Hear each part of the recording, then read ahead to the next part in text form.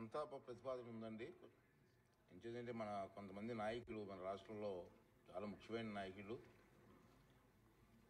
రాష్ట్రం కోసం ఎంతో కష్టపడి పనిచేసినటువంటి వ్యక్తులు కొంతమంది స్వర్గస్థులు అయ్యారు. వారికి సభాముఖంగా సంతాపం చెప్పవలసిన అవసరం మనకు ఎంత ఉంది, గౌరవించాల్సిన అవసరం ఉంది. దాంట్లో ముఖ్యంగా గుడ్డన్న గారి లోక్నాథ్ గారు వారు అందరికీ తెలిసిన వ్యక్తి, రాష్ట్రంలో అందరికీ తెలిసిన వ్యక్తే. 1952 సంవత్సరంలో ఏప్రిల్ 12వ తేదీన కర్నూలు జిల్లా ఆలూరు మండలం మొలగపల్లి గ్రామంలో జన్మించారు. ఆయన 3 కుమారులు, 1 కుమార్తె. గుడ్డన్న గారు లోక్నాథ్ గారు 1989 నుంచి 1994 సంవత్సరాల కాలంలో ఆలూరు శాసనసభ నియోజకవర్గం నుంచి ప్రాతినిధ్యం వహించారు. తిరుమల తిరుపతి దేవస్థానం బోర్డు సభ్యులుగా కూడా పనిచేశారు. ఎమ్మెల్యేగా పనిచేసిన ఆయనకు మీరందరూ చెప్పాల్సిన విషయం ఏంటంటే, ఇతను ఎమ్మెల్యేగా పనిచేసినప్పటికీ సొంత ఇల్లు కూడా లేదు. ఆయన నిజాయితీకి నిదర్శనంగా మనందరూ కూడా భావించవలసిన అవసరం ఉంది. ఆయన 2025వ సంవత్సరంలో ఏప్రిల్ 15వ తేదీన మరణించడం జరిగింది. అదేవిధంగా శ్రీ సుగవాసి పాలకొండ రాయుడు గారు అందరికీ పరిచయం ఉన్న వ్యక్తి. అప్పుడు మాతోటి కూడా అందరూ కలిసి పనిచేసిన రోజులు కూడా మాకు తెలుసు. ఫరూక్ గారు మేము అందరూ పనిచేసాం. వారు 1946వ సంవత్సరం జూలై 3వ తేదీన అన్నమయ్య జిల్లా రాయచోటి గ్రామంలో జన్మించారు. ఆయనకి 2 కుమారులు, 1 కుమార్తె. శ్రీ పాలకొండ రాయుడు గారు 1978లో కడప జిల్లా రాయచోటి శాసనసభ నియోజకవర్గం నుంచి ఎమ్మెల్యేగా గెలుపొందారు. 1983లో రెండోసారి, అంటే ఎన్టీ రామారావు గారు టైంలో రెండోసారి రాయచోటి శాసనసభ నియోజకవర్గం నుంచి స్వతంత్ర అభ్యర్థిగా గెలిచారు, ఇండిపెండెంట్గా. 1984లో రాజంపేట లోక్సభ నియోజకవర్గం నుంచి సభ్యుడిగా విజయం సాధించారు. 1999 2004లో రాయచోటి నియోజకవర్గం నుంచి ఎమ్మెల్యేగా గెలుపొందారు. అది సుదీర్ఘమైన రాజకీయ అనుభవం ఉన్న వ్యక్తి. శ్రీ పాలకొండ రాయుడు గారు నిజాయితీ గల నేతగా, ప్రజాసేవ లక్ష్యంగా పనిచేసిన రాజకీయవేత్తగా గుర్తింపు పొందారు. ఆయన రాజకీయ నైపుణ్యం, ప్రజలతో సన్నిహితంగా ఉండే తత్వం, ప్రజల్లో విశేష ఆదరణ చూరగొన్నారు. ఆయన 2025వ సంవత్సరం మే 6వ తేదీన మరణించారని చెప్పి మీ అందరికీ తెలియజేస్తున్నాను. అదేవిధంగా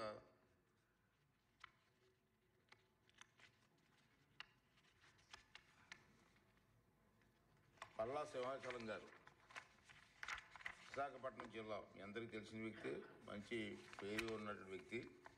పల్లా సింహాచలం గారు 1941వ సంవత్సరం ఆగస్టు 25వ తేదీన విశాఖపట్నంలో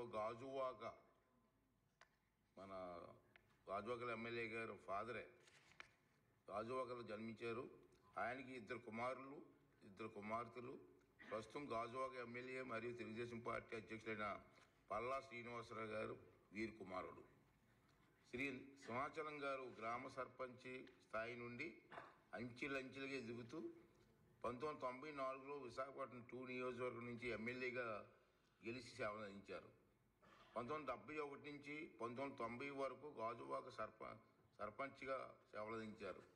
తన పదవీ కాలంలో నియోజకవర్గ అభివృద్ధికి విశేషమైన కృషి చేసిన ఆయన ప్రజల మన్ననలు పొందారు. మౌలిక సదుపాయాల అభివృద్ధి, సామాజిక సేవలకు ప్రాధాన్యత నాయకుడిగా గుర్తింపు పొందారు. విశాఖలో ఆయన చేసిన అభివృద్ధి పునాదులు ఇప్పటికీ ప్రజల మనసులో ఉన్నాయి. అంతేకాకుండా కార్మిక నాయకుడిగా చాలా పెద్ద గుర్తింపు పొందారు అతను. పల్లా సింహాచలం గారు అంటే ఎమ్మెల్యే కంటే కార్మిక నాయకుడే గుర్తింపు ఈ రోజుకి కూడా. అంత సేవలు అందించినటువంటి వ్యక్తి. ఆయన 2025 సంవత్సరం మొన్ననే జూన్ 7వ తేదీన స్వర్గస్థులు అయ్యారని చెప్పి తమకు మనం చేస్తున్నాను.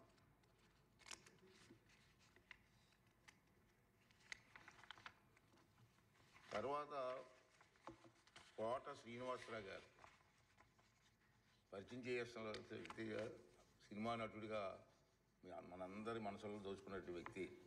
కోట శ్రీనివాసరావు గారు 1944 జూలై 10వ తారీఖున కృష్ణా జిల్లా కంకిపాడులో జన్మించారు. ఆయనకు ఒక కుమారుడు, 2 కుమార్తెలు. విలక్షణ నటనతో సుమారు 750 పైగా సినిమాలు నటించారండి. అతని నటన అందరూ చూసాం, మనందరూ చూసాం. మహానటుడు, సినీ ప్రేక్షకులను మెప్పించి చిత్ర పరిశ్రమపై చెరగని ముద్ర వేసి నట సింహోతనం. కోట శ్రీనివాసరావు గారు 1999లో బీజేపీ అభ్యర్థిగా విజయవాడ తూర్పు నియోజకవర్గం నుంచి ఎమ్మెల్యేగా గెలిపొందారు. అప్పుడు మేము కూడా ఎమ్మెల్యేలే ఉమ్మడి రాష్ట్రంలో హైదరాబాదులో. అతనితో కూర్చుంటే, అసెంబ్లీ కూర్చుంటే చాలా జోక్స్, ఏ సమస్య అయినా నవ్వుతూ సరదాగా ప్రజలకు అద్దుకునే విధంగా సరదాగా మాట్లాడేటువంటి మనస్తత్వం ఉన్న వ్యక్తి. అటువంటి వ్యక్తితో మేము అందరూ కలిసి పనిచేసిన సందర్భాలు ఉన్నాయి. ఆయన మొన్న ఈ మధ్యనే 2025వ సంవత్సరం జూలై 13వ తేదీన మరణించిన సంగతి మనందరికీ తెలుసు. చాలామంది అభిమానులు ఆ రోజు ఎంతో బాధపడిన సంగతి కూడా మనం చూసాం.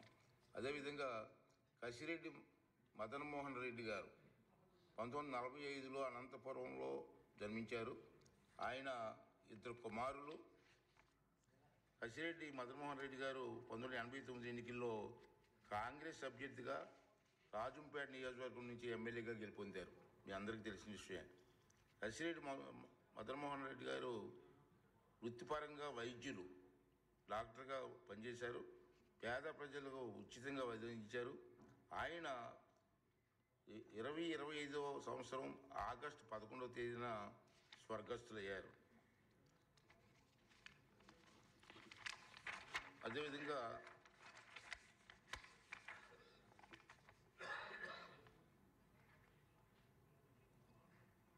తాటిపర్తి చెంచురెడ్డి గారు 1937 జూలై 1వ తేదీన చిత్తూరు జిల్లాలో శ్రీకాళహస్తిలో జన్మించారు. చెంచురెడ్డి గారు 1988లో జరిగిన ఉప ఎన్నికల్లో కాంగ్రెస్ అభ్యర్థిగా శ్రీకాళహస్తి నియోజకవర్గం నుంచి ఎమ్మెల్యేగా గెలుపొందారు.